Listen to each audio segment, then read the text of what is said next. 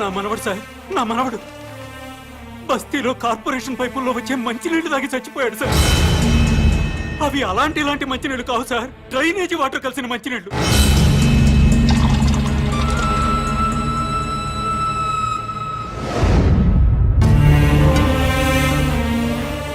పొద్దున్నే పెద్దవాళ్ళు బాత్రూమ్లకి టాయిలెట్లకి వెళ్తే ఆ పైపుల్లో వచ్చే చండాలం అంతా మేము తాగే మంచినీళ్ల పైపుల్లో కలుస్తున్నాయంటే ఎంత దుర్మార్గమో చూడండి సార్. ఎన్నిసార్లు చెప్పినా అధికారులు పట్టించుకోవట్లేదు సార్. ఈ విషయం మంత్రి గారికి చెప్పడానికి వెళ్తే అపాయింట్మెంట్ కూడా ఇవ్వలేదు సార్ మాకు. మంత్రి గారి ఇంట్లో కూర్చొని తీరిగ్గా క్రికెట్ మ్యాచ్ చూసుకుంటున్నారు సార్. కనీసం మంత్రి గారు ఫోన్లో అయినా దొరుకుతారేమోనని ఫోన్ చేశాం సార్. మంత్రి గారు ఢిల్లీ క్యాంప్కి వెళ్ళారండి, వారం రోజుల తర్వాత వస్తారు. మంత్రి గారి ఫోన్ ఎత్తి మంత్రి గారు ఢిల్లీ వెళ్ళారని చెప్పారు సార్. ఏం చేయాలో తెలియక అధికారులను నిలదీద్దామని వాటర్ బోర్డు ఆఫీస్కి వెళ్ళాం సార్.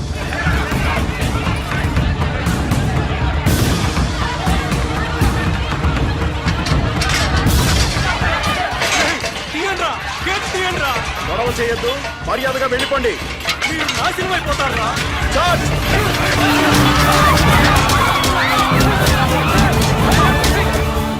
చనిపోయిన పిల్లాడి శవాన్ని కూడా కొట్టారు సార్.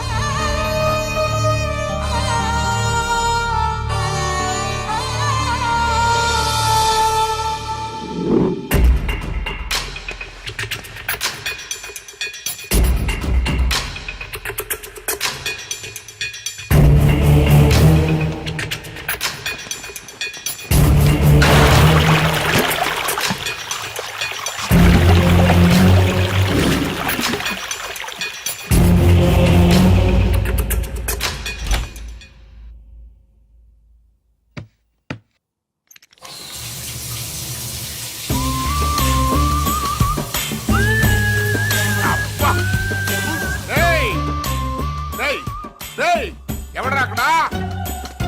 ఈ బాత్రూమ్ లో నీళ్ళేంట్రా? అబ్బా, వాసన వచ్చేస్తని. ట్యాంక్ చెక్ చేయండి రా.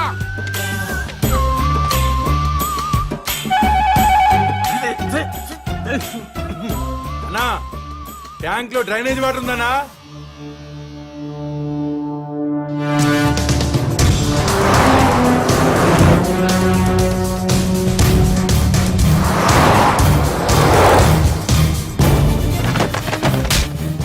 మంత్రి గారి వాటర్ ట్యాంక్ లో డ్రైనేజ్ కలుస్తుంటే చెక్ చేసుకోవద్దురా.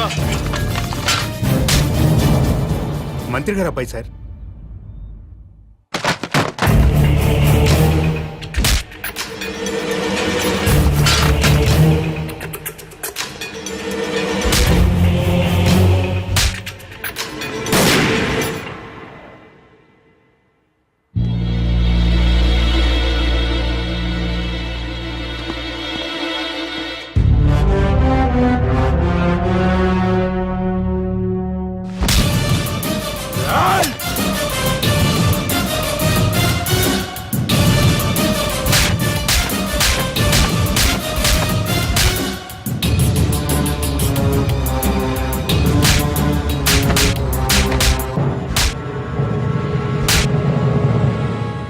రెండు నిమిషాల్లో నీ బాబు ఇక్కడ ఉండాలి.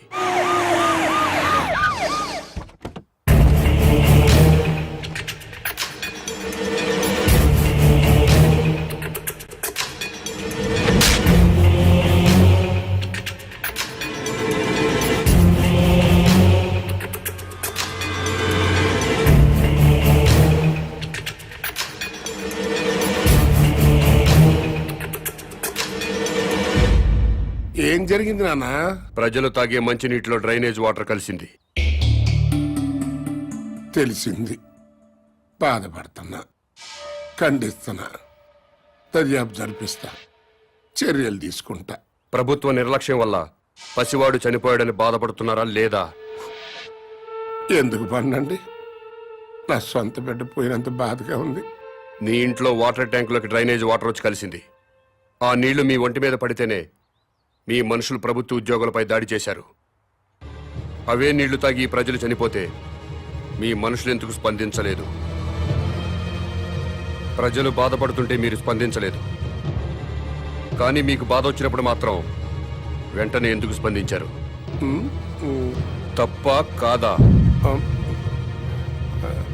తప్ప కాదా? తప్పే.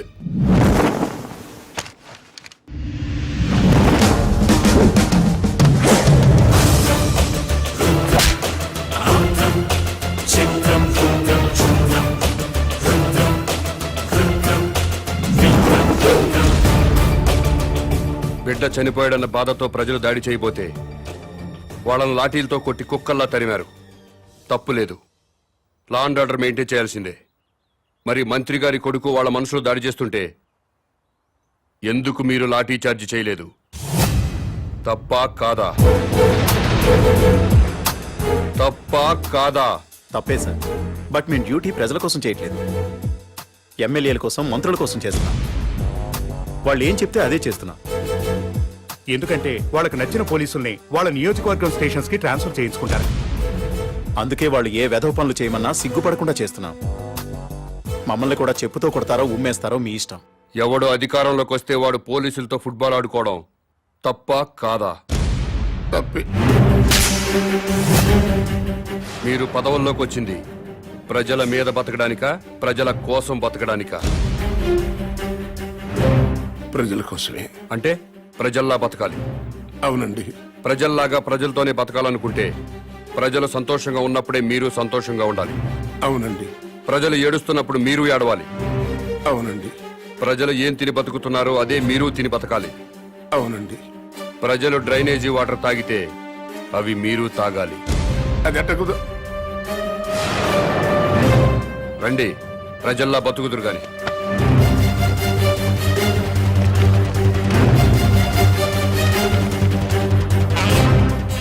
మంత్రి గారికి మంచినీళ్ళు ఇవ్వండి.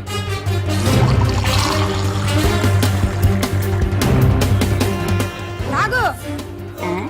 నేను తాగలేదు, నువ్వు తాగలేవా? తాగు తాగు. రోజు మేము తాగేది అయ్యే. తాగు తాగు.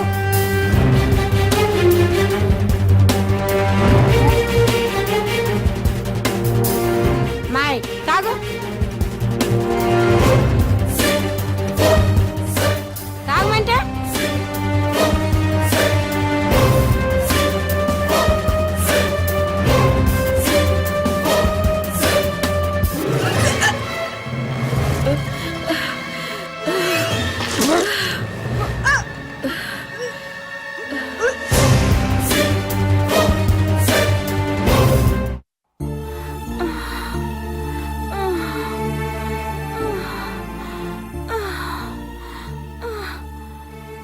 నీళ్లు తాగాక బస్తీలో పిల్లోడు చచ్చాడు. అమ్మా, నేను చేస్తానేమోనండి. ఏం లేదులేవే, మోషన్స్ ఎక్కువయ్యి ఒంటో నీరంతా పోయింది, అందుకే ఆ నీరసం. సెలైన్ ఎక్కిస్తున్నారు కదా, ఏం కాదులే.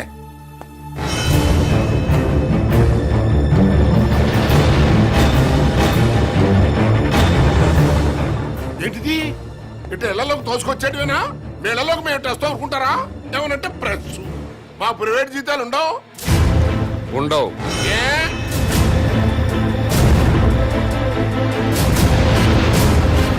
ప్రజాసేవ చేయడానికి రాజకీయాల్లోకి వచ్చినోడికి ప్రైవేట్ లైఫ్ ఉండదు, అంతా పబ్లిక్ లైఫే.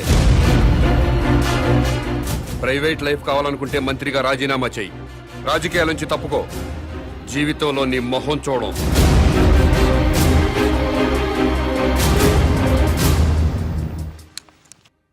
రాని రాని, ఆపు ఆపు ఆపు ఆపు.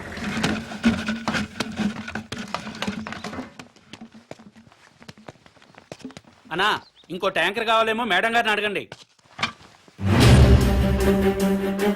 ఎవరిని మేడం గారు అంటున్నావు?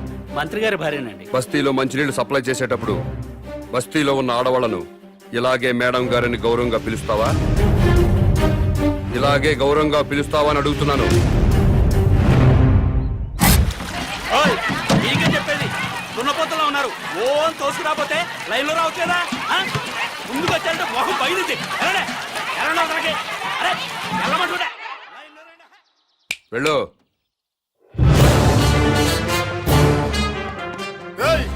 ఏం పని అదే? ట్యాంకర్ పంపించామంటే మేము మంచిగా తాక్కర్లేదా? ప్రజల్లా బతకండి. ఆహా, అది ఎలాగో తమరే సెలవే ఉండే. బస్తీకి వెళ్ళండి, ట్యాంకర్లు వస్తాయి. అక్కడున్న ఆడవాళ్లతో పాటు మీ ఆడవాళ్ళను కూడా బిందెలతో మంచినీళ్లు పట్టుకోమని చెప్పండి.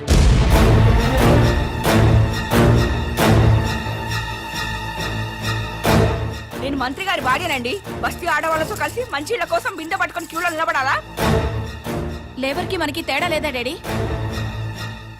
వాళ్ళు ప్రజలమ్మా, ఆ మాట వాళ్ళని అనలేం కదా. ఎందుకు అడగకూడదు? వాళ్ళేమైనా మన కూడికే ఓట్లు వేశారా? కోట్ల రూపాయలు కుమ్మరించాం. 75 లక్షల రూపాయల బ్రాండీలు విస్కీలు తాగి ఓట్లేశారు. ఊరికే వేశారా?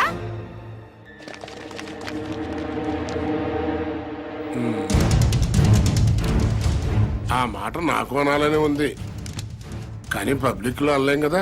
అంటే ఏమవుతుంది డాడీ? పదవి పోతుంది అంతేగా? పోనివ్వండి, మేం మాత్రం బిందెలు పట్టుకుని క్యూలో నుంచాం. సరే, నాకు తప్పేదే ఉంది. మీ తరఫున బిందెలు పట్టుకుని క్యూలో నేనే నించుంటాను.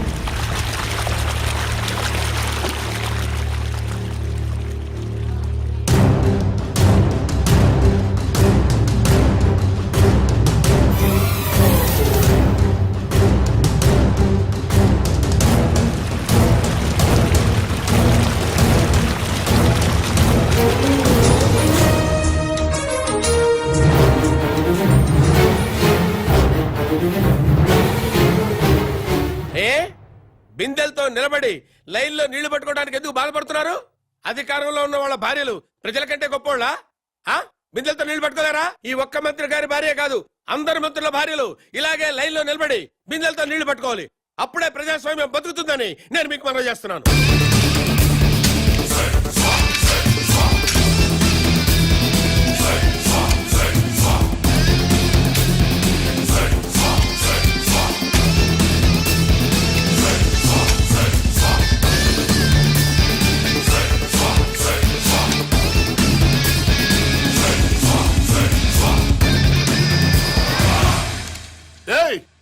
అదేంటయ్యా బాత్రూమ్లకు తాళాలేస్తున్నాయంటే? మీరు ప్రజల్లా బతకాలి కదండి. ఏంటయ్యా ప్రజలు వాళ్ళలాగా బతకాలంటే మా బాత్రూమ్లకు తాళాలేయాలా? చెంబులు తీసుకుని రోడ్డు మీదకి వెళ్ళండి. స్టేట్ లో చాలా ఊళ్ళలో మరుగుదొడ్లు లేక ఆడవాళ్లు చెంబులు పట్టుకుని రోడ్ల మీదకి, రైల్వే పట్టాల మీదకి, టాయిలెట్ కి వెళుతున్నారు. మీరు కూడా ప్రజల్లా బతుకుదాం అనుకుంటున్నారు కదా, అందుకే చెంబులు పట్టుకుని రోడ్డు మీదకి వెళ్ళాలని తాళాలు వేశాను.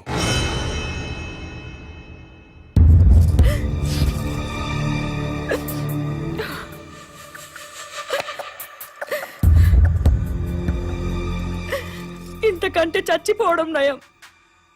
ఏంటి డాడీ ఇది? మినిస్టర్ గా మీరేం చేయలేరా? ప్రజల్లాగానే మనము బతకాలంటున్నాడు కదమ్మా. ప్రజలంతా చికెన్ గునియాతో బాధపడుతున్నారు, మనం కూడా చికెన్ గునియా తెచ్చుకోవాలా?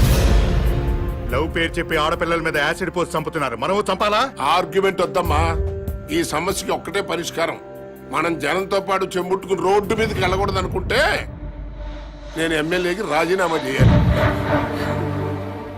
మంత్రి పదవికి రాజీనామా చేయాలి, అసలు టోటల్ గా నేను రాజకీయ సన్యాసమే చేసేయాలి. అభిమానం ముఖ్యమో అధికారం ముఖ్యమో మీరే నిర్ణయించండి.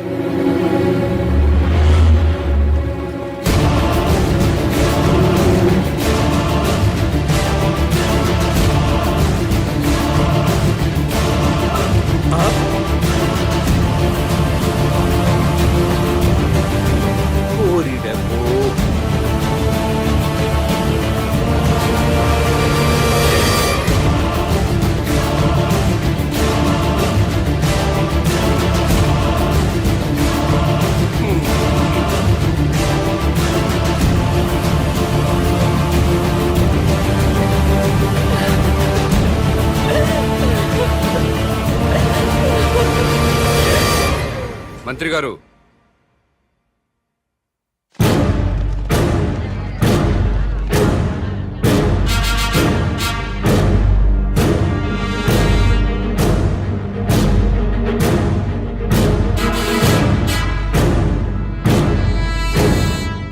కన్నీళ్లు మంత్రుల కుటుంబాలకే కాదండి, మా ఊరు ప్రజలకు కూడా ఉంటాయి,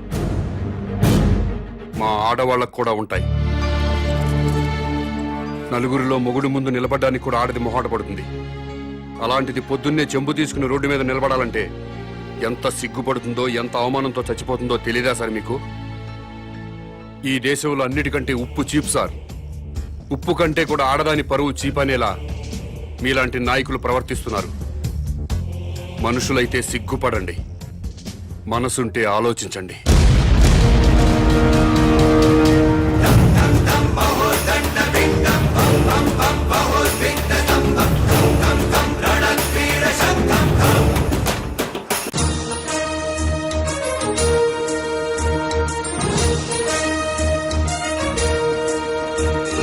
కామన్ మ్యాన్ పై ప్రతిపక్ష నాయకుడు విరుచుకుపడ్డారు.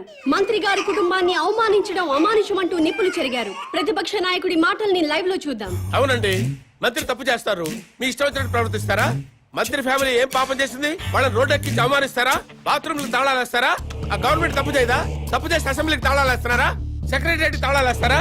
అలా మాట్లాడితే కుదరదు. కామన్ మ్యాన్ ని లైన్ లోకి వచ్చి మాట్లాడమనండి.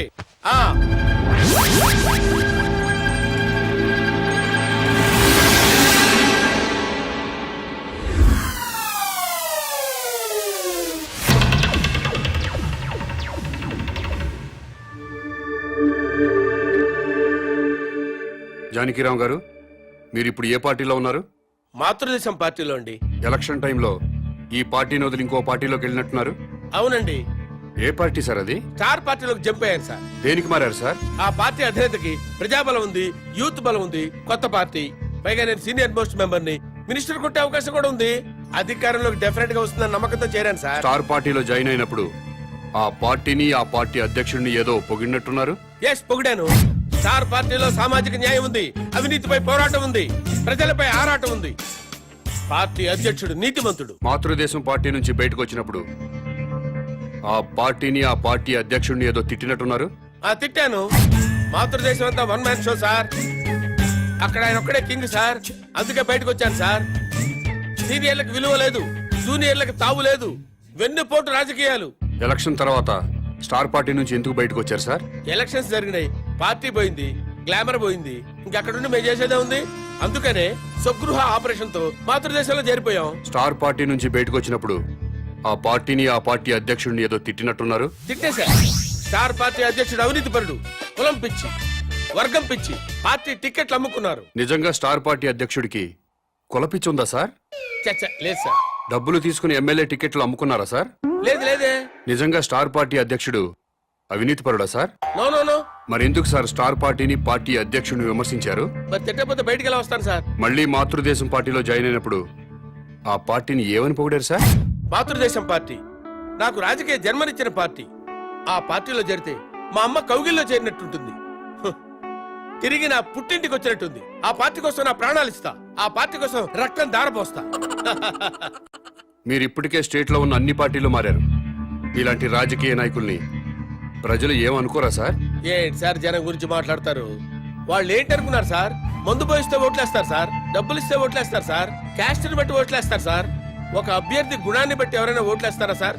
వెయ్యారు సార్ వాళ్ళు. అందుకే మేమేం చేసినా వాళ్ళు మమ్మల్ని తిట్టే హక్కు లేదు సార్. అది సార్ జరిగింది. ఏంటి సార్ జనాన్ని ఇలా అన్నాను, కోపం వచ్చిందా మీకు? నిజంగా జనం మంచోళ్ళు అయితే ఒక సిన్సియర్ అభ్యర్థిని ఎందుకోరు సార్? వాళ్ళు చేసేది తప్ప కదా సార్? వాళ్ళని ఎలా బాగు చేయాలని నేను ఆలోచిస్తున్నాను సార్. దాని గురించి ఆలోచిస్తున్నాను సార్ నేను.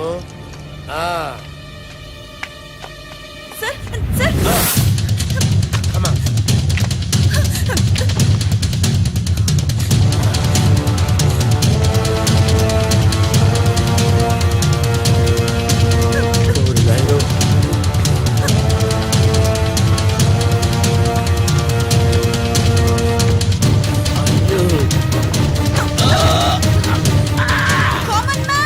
ఇతను పారిపోతున్నాడు, రండి.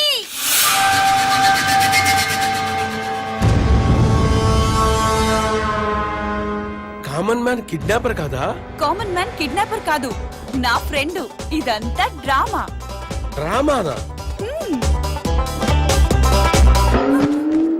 కామన్ మ్యాన్ ప్రతిపక్ష నాయకుడిని కిడ్నాప్ చేసిన సంగతి మనకి తెలుసు. అయినా కామన్ మ్యాన్ సిటీలో దర్జాగా తిరుగుతున్నాడు. అరెస్ట్ చేయడం పక్కన పెడితే కనీసం కామన్ మ్యాన్ ని అడిగే సాహసం చేయలేకపోయింది ప్రభుత్వం.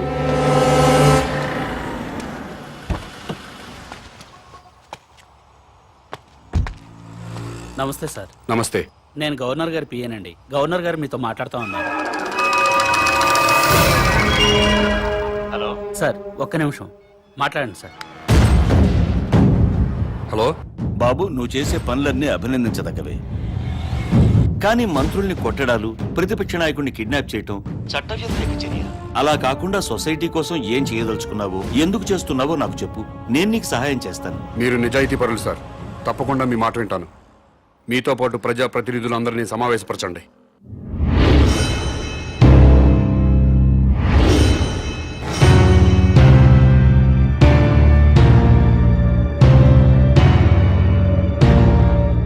నీకేం కావాలి? నాకేం అక్కర్లేదు. మరెవరికి కావాలి? రాజకీయాల్లో సిస్టమ్ ఉండాలి. ఎలాంటి సిస్టమ్? భక్తుల కోసం తిరుపతి కొండపై ఉన్న సిస్టమ్. నువ్వు తాగుబోతువా, తిరుగుబోతువా, రౌడీవా, గోండావా అన్నది మాకు అనవసరం. తిరుపతి కొండపైకి ఎక్కాలంటే మాత్రం భక్తుడిగా మారాలి. కొండపై ఉన్నంతసేపు తాక్కూడదు, తిరగకూడదు. ఎలాంటి తప్పుడు పనులు చేయకుండా భక్తితో ఉంటూ భక్తుడిలాగా కొండ దిగిపోవాలి. కొండ దిగాక మీ ఇష్టం.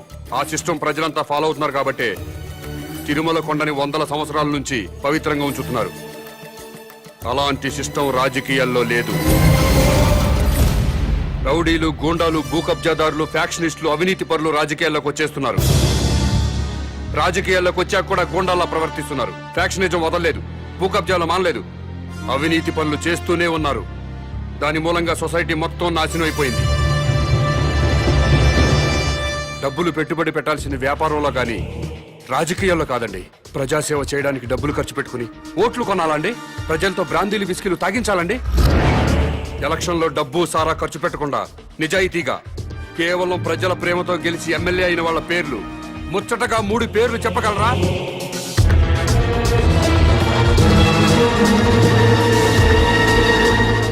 $10 కోట్లు ఖర్చు పెట్టి ఎలక్షన్లో గెలుస్తున్నాడంటే రేపు 100 కోట్లు సంపాదించుకోవచ్చన్న వ్యాపార సూత్రం తప్పితే ప్రజాసేవ చేయడానికి కాదు. అందుకే రాజకీయాల్లో సిస్టమ్ ఉండాలి. ఎలాంటి సిస్టమ్ ఉంటే రాజకీయాలు బాగుపడతాయో నువ్వే చెప్పు.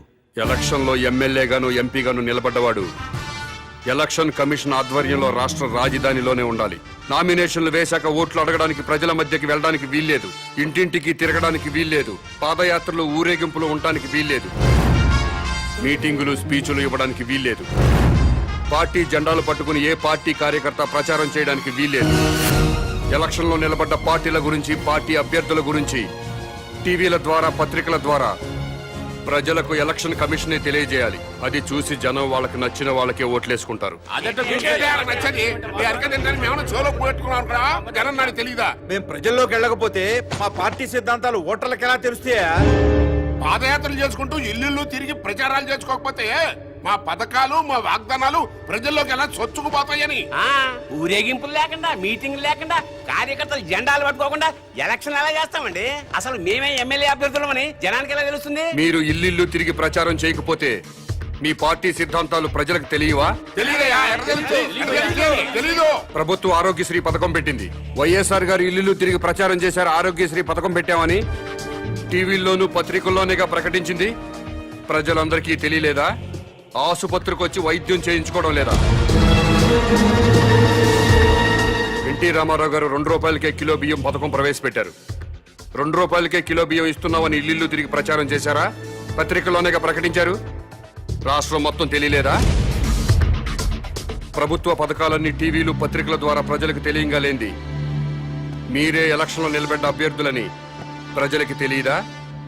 ఆ సంగతి మీకు తెలియదా? తెలుసు. అయినా మీరు ఎలక్షన్లో జనం మీద పడతారు. ఎందుకంటే ఓట్ల కోసం డబ్బులు పంచాలి. జనానికి కులం పిచ్చి, మతం పిచ్చి ఎక్కించాలి.